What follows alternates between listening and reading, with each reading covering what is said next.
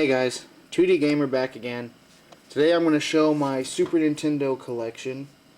I guess I'll start in no particular order. Just grabbing them out of a box here, so may as well get started. I have Final Fight. Not a really good version of the game because it was only single player. They could have easily made it two-player, but it was an early game, so I guess they might not have had a handle on the system yet when it was released. Fatal Fury 2. You know, I like this game. I don't know how it stacks up to any of the other versions. I mean, obviously the Neo Geo version is the best version to get, period. But still a pretty good version of the game. Playable, fun, and, you know, SNK's fighting games don't get enough credit in my opinion. Super Castlevania 4. Easily my favorite Castlevania of the 16-bit era. Easily. I like Bloodlines on the Genesis, but Castlevania 4, and I don't have Dracula X on the Super Nintendo, and it's pretty expensive now anyway. But that one's my favorite. Tin Star. I recently acquired this one. It's just an interesting little game, I guess. Kind of like a point-and-click shooter or something. I don't know if it had any light gun support. It probably would have been cooler if it did, but you just move a cursor and you shoot. That's pretty much it. Street Fighter 2. I don't have Street Fighter 2 Turbo or Super Street Fighter on the Super Nintendo, but I have Street Fighter 2. You know, great classic game. This game, I mean, so many other games ripped off of it, or, you know, just got inspiration from it, if you will.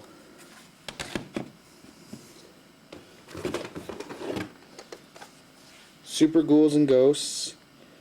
Great Ghouls and Ghosts game. These games were tough, made tough on purpose, but it's not the kind of like unfair tough that you get. It's learnable, and you can actually play through and beat it, but it takes a lot of practice. Let me see.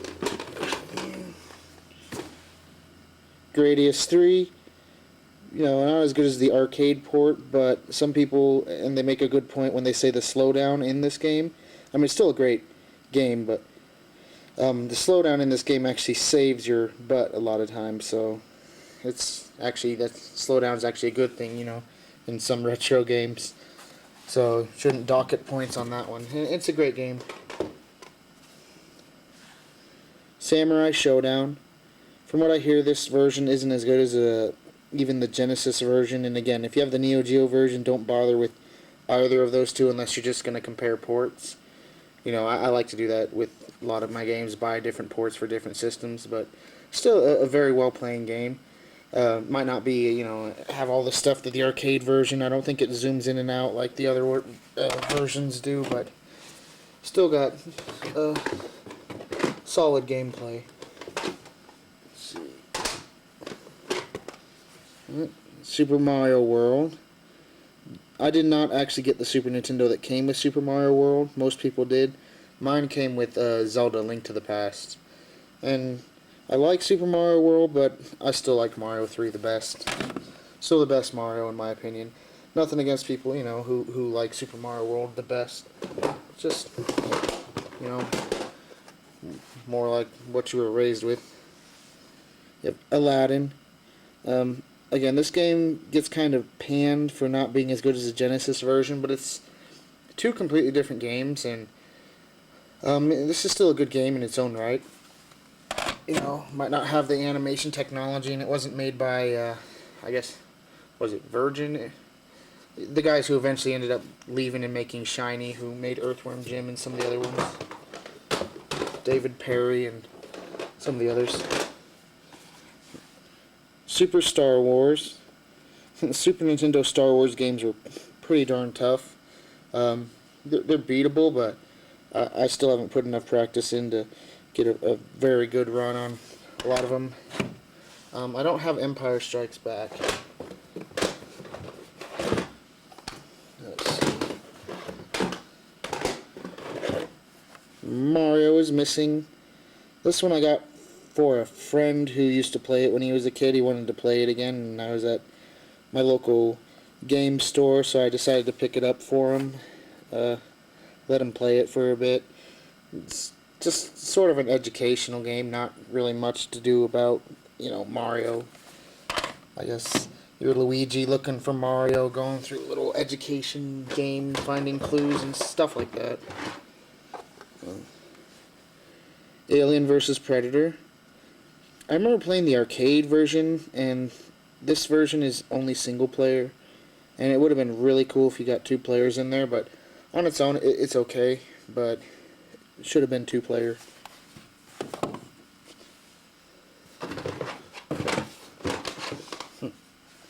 Spider-Man and Venom Separation Anxiety. I mean, this one's an okay beat 'em up, but the best part about it is the title music. Whenever you come into the game, I mean, you can dance to that music. For those out there, I suggest you look it up. It's not too hard to find on YouTube. It's the best part, and this Genesis version music was pretty bad. Super Valis 4. Like I said in my Genesis video, I mean, the Valis series was a long-running and popular among certain circles, the smaller circles in gaming. A lot of them don't like this one as much. I haven't fully explored the series yet, so I'll have to get more of the Valis games to decide on how this one stacks up versus the rest of them. But overall, it's still a pretty good game. You got a similar system to Castlevania. You get these little special weapons, and you press up and attack, and you shoot them, and you play as a girl too. So not every game back in the 90s was devoid of women protagonists. Battletoads and Battlemaniacs. This one's a good one too. I haven't had it for years and years, but I mean, Battletoads, tough gameplay, good gameplay. That's why there's so many fans of it still today, because if it was just tough without mercy or without anything going its way, then people would have forgotten about it. Wing Commander, The Secret Missions.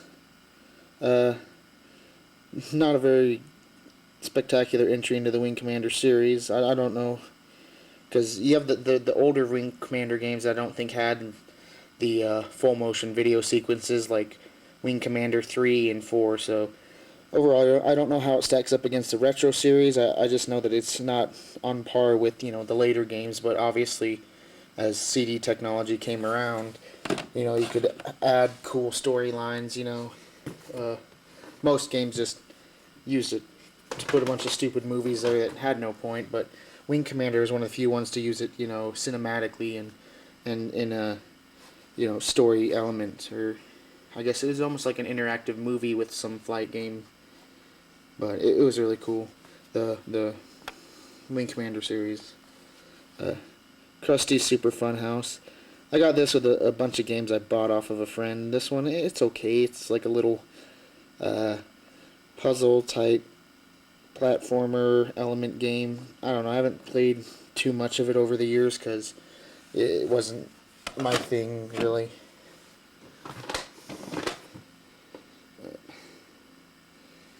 Super WrestleMania.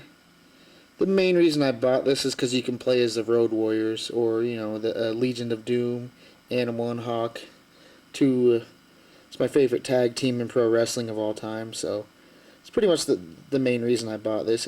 It's not the greatest wrestling game, even of the 16-bit era.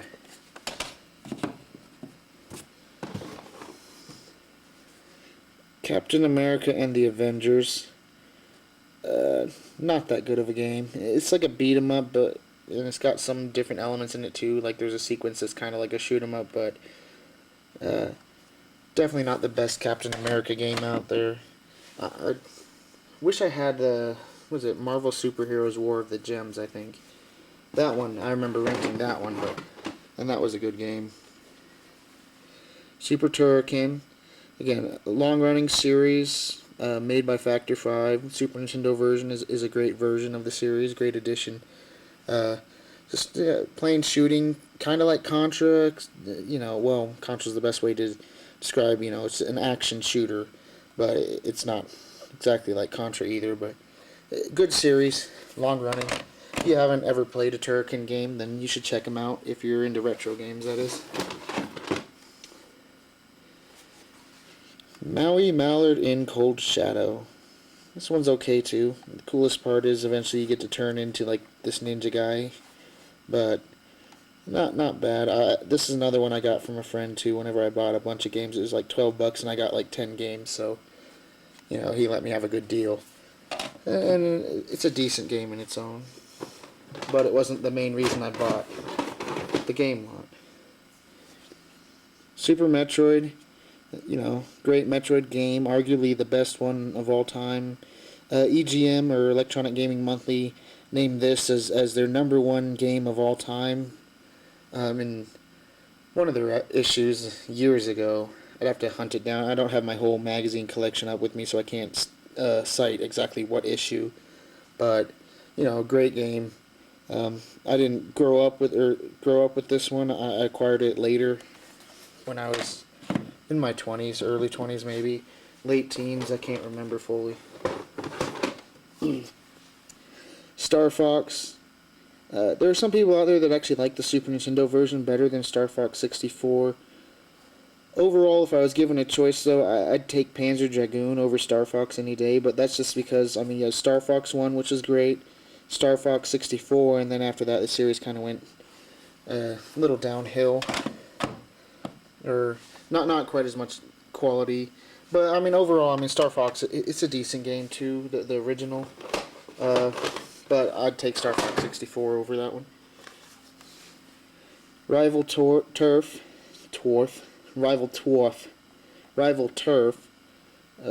two-player beat 'em up early in the Super Nintendo's lifespan.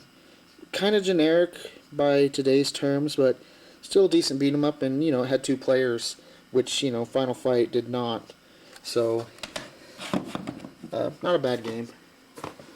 Not up to Streets of Rage standards, but then again, what is? Fire Striker. Kind of a unique game. It's kind of like Breakout in some ways, but you got this little guy moving around kind of top down like Zelda, and you just hit these balls and you're trying to break through barriers with them. So, and it's got a 2-player mode.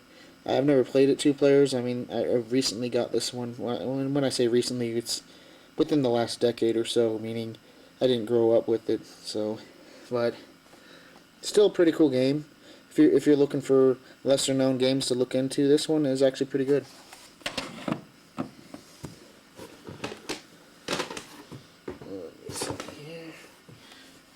Super Smash TV, great version of the game, great game. And the Super Nintendo version, you know, for all the different buttons on the controller, X, Y, A, B, depending on which one you hit, and that's the way you shoot, you know, or if you hit 2 of them together, you hit your diagonals. And so it controls better than the Genesis version would have. I haven't played the Genesis version, but 3 buttons on the Genesis doesn't really give you that 4-way or multiple-way control. So, great game.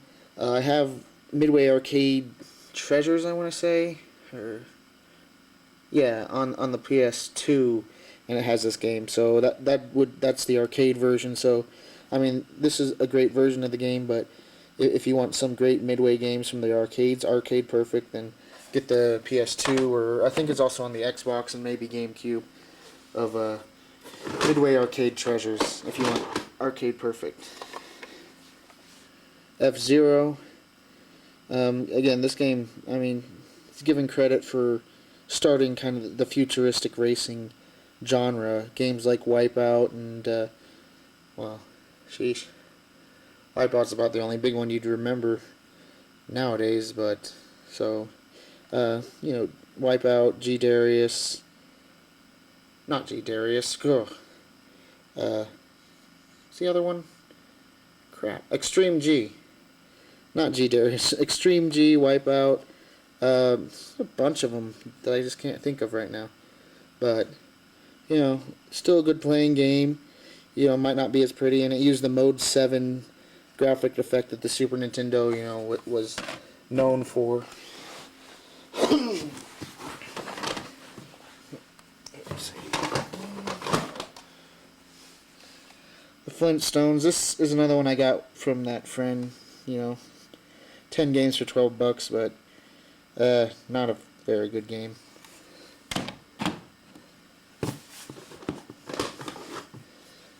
Another copy of Super Mario World.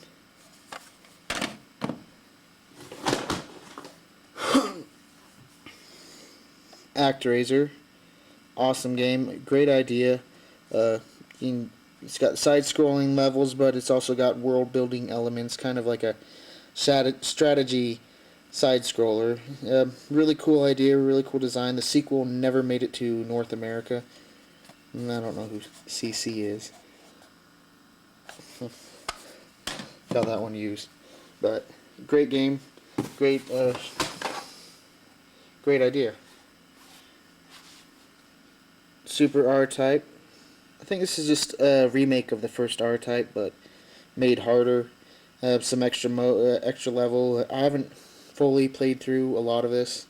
Again, I recently acquired this one. I also have, R-Types on the PS1, which has R-Type 1 and 2, and R-Type's a classic shoot-'em-up series, classic arcade series. A lot of fans of it over the years. I mean, if you're kind of new and never heard of it, I suggest you check the series out, because it's a good series. Quality, tough games, but very good series. Mega Man X, and again, I have Mega Man X Collection on the PS2, so I have pretty much all the good 2D Mega Man games. But great game. It's just kind of what Capcom does, where they make a second series out of something. So if there wasn't X in the alphabet, Capcom wouldn't be able to make secondary games. I'm just kidding, but Street Fighter Alpha, all the different, and Capcom's, they make great quality games. At least they're old games, but they are gaming's biggest whore. But Mega Man X was a great series, or a great start to a long running and quality series.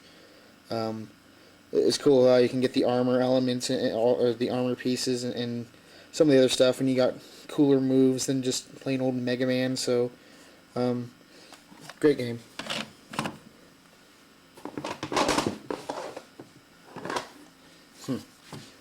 Phalanx, a shoot 'em up that is infamous for its cover art. An old man playing a banjo on the cover. Nothing to do with the shooter. I don't know what they were thinking. Maybe they were just thinking like, oh, look at that box art. I gotta buy that game. It's got a banjo in it. But, yeah, it's a shoot 'em up. It's a decent shoot 'em up overall. I think, and don't quote me because I don't have it, but I've heard that you can play this game on a PS1 game called Zero Divide, which was like a fighting game. So, I think it's a hidden game in there somewhere. But don't quote me on that one because I don't own Zero Divide.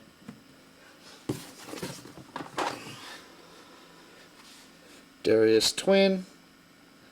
Again, Darius series, long-running series, quality series, fighting big fish, and challenging shoot 'em up gameplay, as shoot 'em up fans would expect nothing less. When I first got on IGN and started putting my list in, and I stopped because they changed their site, but when I first got on there, IGN kept trying to tell me that this game did not exist. It put up a little disclaimer whenever I put it in my collection, and it's like, yeah, it does. I got it right here. I mean, some special cartridge I have here, or something, because, well, obviously it does exist, and it's not like it's some super rare game, so their system was just wrong about it, I guess. Let's see.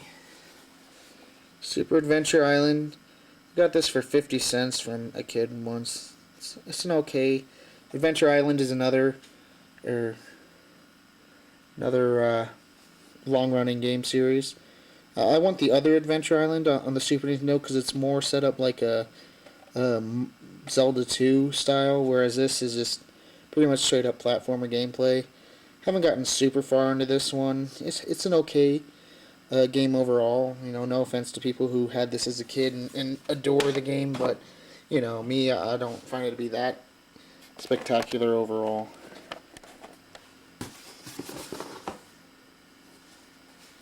And Super Return of the Jedi, again, Star Wars games on the Super Nintendo were tough. Empire Strikes Back seems to be the favorite, and I don't have that one. I just have the first one and Return of the Jedi. I paid like $5 for this at a retro store down in the Phoenix area once. I think it was at Play and Trade. There's a few of them down there. Where I'm at, there's really only what you can find occasionally at thrift stores. Seventh Saga. Not sure where I got this one. This one is a role-playing game, and I haven't really played too far into it, but I don't know if it's... Well, I mean, it's made by Enix, or Enix, depending on... I've heard it pronounced either way, so... one of these days I'll get into this one. I mean, you can choose your character from the beginning. Seems almost like it's the Saga series, but, I mean, it's Enix, not Squaresoft, so... And they didn't used to be the same. Let's see... Pitfall, the Mayan Adventure. Again, this one moves faster and has bigger sprites than the Genesis version. The Genesis has more detailed backgrounds and it feels a little better in control. But still, you know, a great version of the game. Good game if you can get into it. I mean, at first it seems kind of like a maze-like levels and stuff, but still, whichever version, you know, you grew up with, and whichever version was the one that you liked better, that's the one you should hunt down, or whichever system you currently have, if you're coming back into retro games or never played it. Teenage Mutant Ninja Turtles 4, Turtles in Time. Again, I like Hyperstone better, but this is still, you know, an awesome game. You know, and I understand why they would want to remake it, but I played the demo of the HD remake, and it was supposed to be Turtles in Time, and had none of the feel of it. That's what happens whenever you take it, and if it's 2D in HD, you might be able to recreate the feel, but whenever you take a 2D game and make it 3D, and then just the physics alone, the change in the physics alone will not make it the same game. So, I mean, I love the Super Nintendo version. Haven't played the arcade version, but I have no interest in getting the downloadable version. It's just a cheap cash-in off of a great game. At least as far as I see it. Ninja Warriors, also known as Ninja Warriors again, because this is actually the sequel. I mean, when I first got this, I mean, it's single player, and a two-player mode would have been awesome, but when I first got it, I just figured it was just a typical beat 'em up. Didn't see much interest into it, but then I looked up a walkthrough for it online. I'm like, let's see what other moves they have. And once you get into the move list and all that, you know, there's a lot more depth there. And you know, from a game, at first I was just kind of like, it's so. Now it's actually a really good game. And that's just part of the thing. You know, a lot of people pan games before they ever take the time to learn them. So I always try and learn a game before I decide whether or not, you know, I like it or do not like it. And like I said, I'm pretty easily entertained, but this is a quality game. You should look into this one if you don't have it, if you're looking for lesser known Super Nintendo games again.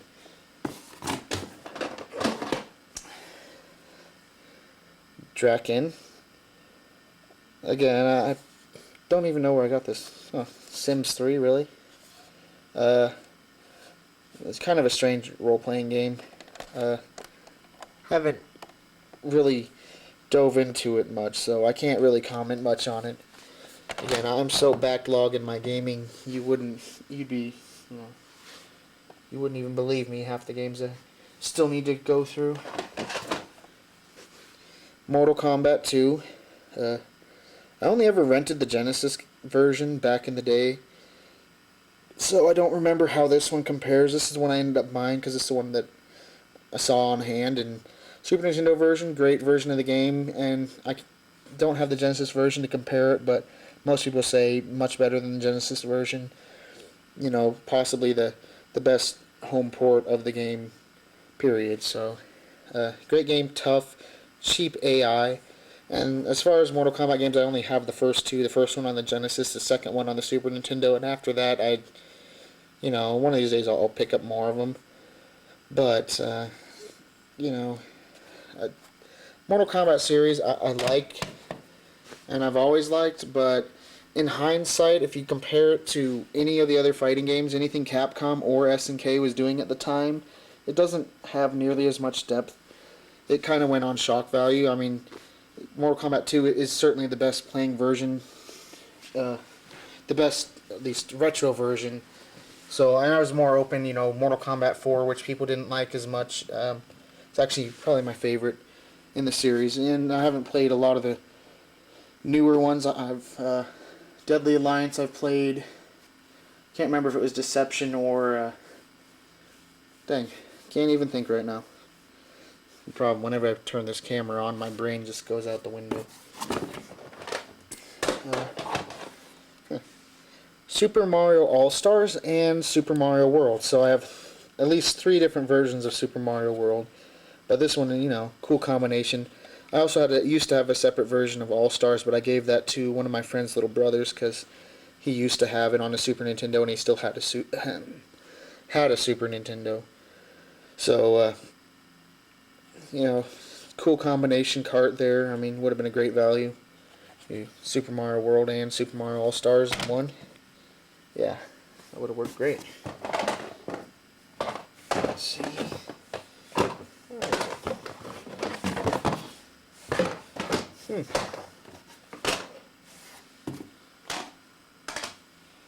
Well, I'll show these ones. I also have the first one. I don't know where I put it. Actually, I was playing it the other day, so must have misplaced it. But here's Donkey Kong Country 2. And I have the first Donkey Kong Country as well. I don't have it in this box with me somewhere. But I really like the Donkey Kong Country series. In hindsight, a lot of people say, oh, it was overrated and overhyped, but still a great design. I mean, beyond what the the graphics look like in the game, still great design platformers, solid, really good games, in my opinion. But, and in hindsight, Rare got bought by Microsoft, so I hear a lot of Nintendo fans like, oh, I never liked Rare's games at all. All their games were overrated. Really? Because you were touting them whenever the systems were alive, but now that Microsoft owns them, Rare never had any talent. But in hindsight, I don't think that was a very good buy for Microsoft, because Rare hasn't really done much since. Donkey Kong Country 3. And again, I have the first Donkey Kong Country, I just don't have it here with me. I'll hunt it down somewhere. So I have the complete Donkey Kong Country series on the Super Nintendo. Let's see.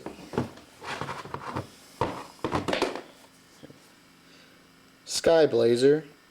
This one's an underrated, I guess, kind of platform action game. Pretty good, pretty short, but I mean, it's from Sony ImageSoft of all people, but I actually like this game a lot.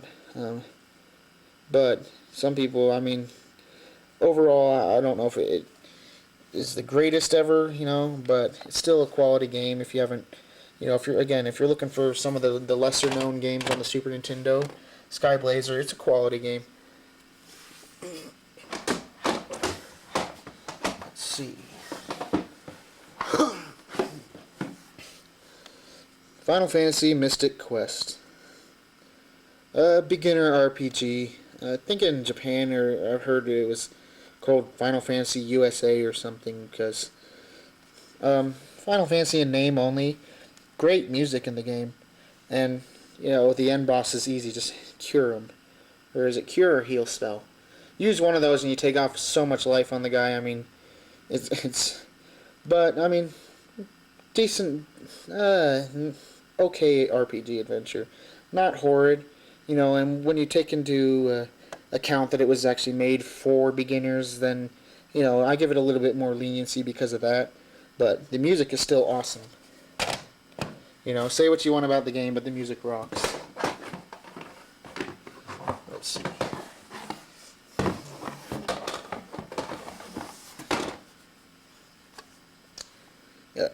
Doom. Not the best version of Doom. I recently bought this one. It cost like 20 bucks online. Anything with Doom's name on it is just skyrocketed in price for no real particular reason. Not the best playing version of Doom. I mean, I know people like to compare it to the 32X version, but the 32X version, which has less levels and worse music, still plays a lot smoother. So, but at the time, this would have been actually a great value because when you think about it, there was no such thing as a $400 Dell computer. I mean, computers were a couple grand. So if you had a Super Nintendo, I don't know how much this was, probably pretty expensive overall, but your choices were, you know, if you wanted to play Doom, you could buy a Jaguar, you could buy a 3DO. Don't know why you'd want to play a 3DO version from what I've seen of it, but and later the PS1. So, I mean, if you just had a Super Nintendo, this would have been the cheapest version to buy, and it's, you know, solid playing, choppy. It's choppy, it doesn't play the best, but still, I mean, you have the whole thing there, a bunch of levels and good music, but not as good as the PC version music, despite what Super Nintendo fans like to say, at least in my opinion, but that's because I didn't grow up playing this one, but overall, still, you know, and I like whenever they take a game that doesn't seem like it can be done and port it to a less powerful system, and it's interesting to see what shortcuts they take, or the fact that they were able to get it on the system alone. It's actually pretty amazing. This SimCity, this came in a game lot that I got online for reselling. Flood damaged game, but it actually ended up working, and that's something you guys got to watch out for. If you like to buy and resell games or buy big gaming lots on eBay, is every time there's a big flood, you got to watch out for, because there's going to be a flood on the market of flood damaged games, and some of them, you know, they work out and you can actually repair them and or just let them dry out, or just seems like over time eventually they'll start working again, and other ones are just screwed. Kind of like this. I mean, this is Mega Man X, another copy, another flood damaged game, and it actually works, so despite the fact that it doesn't have any of its cover art, so still, working copy of Mega Man X for a lot cheaper than you would have normally been able to get it. Let's see. Alright. Brain Lord. Got it from Craig's video. Not, this one it's an action RPG. It's got actually more RPG elements than something like Zelda. You know, you actually level up characters and you get these little familiars, guys to fly around you, and depending on what element they are, you know, they shoot stuff or just fight stuff. And it's got some tough puzzles in it. Some of them you'll actually be required to do some math. I mean, that's why it's called Brain Lord, because you got to use your brain. So, and it's made by Enix, and it's actually a good game. I mean, it comes off kind of generic, but it's still a worthy adventure if you're again looking for some Super Nintendo games that you may have overlooked. And I don't know how affordable it is. I haven't really checked on a lot of these. Well, Legend of Zelda: A Link to the Past. Easily my favorite Zelda game of all time. The game that came with my Super Nintendo, and one of my biggest reasons for wanting a Super Nintendo. So, awesome game, great Zelda music, great dungeon design, and I'm sorry, I thought Ocarina was disappointing following up Link to the Past, but, you know, maybe my expectations on Ocarina weren't realistic, I guess, but this is still my favorite Zelda.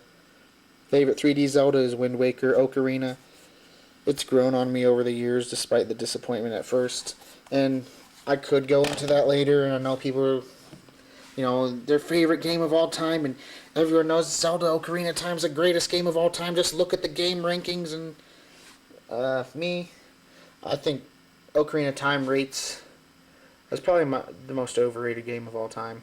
I'm sorry, that's just my opinion on the game. There's some things about Ocarina that just bothered me, but Link to the Past would make my top 10 games of all time. Ocarina probably wouldn't even make my top 100. And that's just how I feel about the matter. Illusion of Gaia, another good action RPG. Play as a kid who, well, that's the scripter right there. But throughout the course of the game, you get these little, you earn these little spirit guys. So you go into, I'm not really doing a very good description of the game. Action RPG. You can change from a kid to different guys. Like you can change into a knight or a fire guy and someone else. I don't remember. It's been years since I played through this game, but great music, decent storyline, but good gameplay too. So, and I think it's part of the. I forget what the sequel is, but it never came to America. What was it, like Terror? Blah, blah, blah, blah. Someone else will be able to tell me better. But and I think they said that this series, was it this series that was ended with the Green Screen Saga on the PS1, or the same developer that made them just kind of ended it, but completely different games overall. But it's a quality game. Illusion of Gaia doesn't get a lot of mention from a lot of Super Nintendo fans, but still, you know, a pretty good action RPG. One of the better ones on the system, one of the better ones in that whole generation of gaming. Breath of Fire, developed by Capcom, localized by Square. I used to think it was a Squaresoft series. I don't have Breath of Fire 2 on the Super Nintendo, but I have the first Breath of Fire. Decent RPG. You know, it comes off kind of as generic, but it's got some really cool stuff. You know, the guy who can morph into a bunch of different, you know, combine characters and morph into a different guy and open different things in the map, and there's just a bunch of cool little features in it. And this one I got for Christmas when I was a kid sometime. My brother got it for me. It was used, but still, I mean, we used to go to this video store and get a bunch of, I mean, most of these Super Nintendo games I've had since I was a kid were from that video store. And some of them, you know, the role-playing games are, for the price we got them for versus the price that they are today, did pretty well. But, yeah, I mean, this is a good RPG, and again, I don't have the second one on the Super Nintendo. But, start of a really good series that kind of fizzled out about the time Dragon Quarter came out, and now no one really cares much about Breath of Fire. Lufia and the Fortress of Doom. Again, another good quality Super Nintendo role-playing game. Just it's got the whole 2D charm to it too. So-so battle system, I guess, but still, you know, good story. And it's been a while since I played this, so booted it up. I think I put a video of it up. I don't know. Lately I've been so rusty at gaming stuff because I took such a long time away from it. Lufia 2, Rise of the Sinistrals. I rented this one back in the day, but this one is a recent acquisition, I guess. Recently, finally bought this one, but great. Again, I like it better than the first one, and it's kind of a forgotten series almost. I mean, there are some Game Boy Advance versions of the series, but just still quality series, great role-playing game series from the Super Nintendo era. And you know, Super Nintendo role-playing games had a stronger showing, in my opinion, than the Genesis, as I've stated in my Genesis collection video. Oh, yeah. Sunset Riders. I've never played the arcade original, but the Super Nintendo version I've had since I was a kid, and actually bought it in this case. But great game. I remember playing it at a friend's house, and then I wanted it, and then found it at a rental store. You know, they just took the box and cut it out and put it in the plastic, and I got the book too. So, awesome action game series, action game from Konami. Like Contra, be like Contra with cowboys. Maybe not quite as crazy as Contra, but single hit kills or single hit deaths. But great game. A lot of cool stuff to it, and yeah, kind of. So, Sunset Riders, and I do have more Super Nintendo games that have, or you know, I have books and artwork for a number of them, like this one, Secret of Mana. You know, I have the book and the artwork. I just don't have with the cardboard stuff. I'd usually just fold the box down and store it because it's easier for storage. But this one, I don't have the game in the actual box. I have the game in a separate case. But as you can see, I got a box, a book, and got a map that also has a poster on it. Let's see here. And I have, you know, certain games like I know Final Fantasy Mystic Quest for sure. I have the book and artwork, or box and book. But so see, you got a poster, and you got yourself a map. And which brings me to my next game I'm going to show.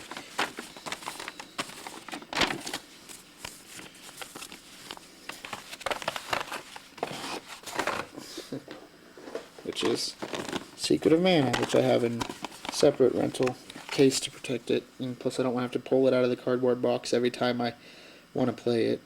So yeah, awesome RPG. Again, I don't think anyone beats, as far as role-playing games go, beats Squaresoft in the 16-bit era. And as you'll know, I do not have Chrono Trigger for the Super Nintendo. I did not acquire it at the time.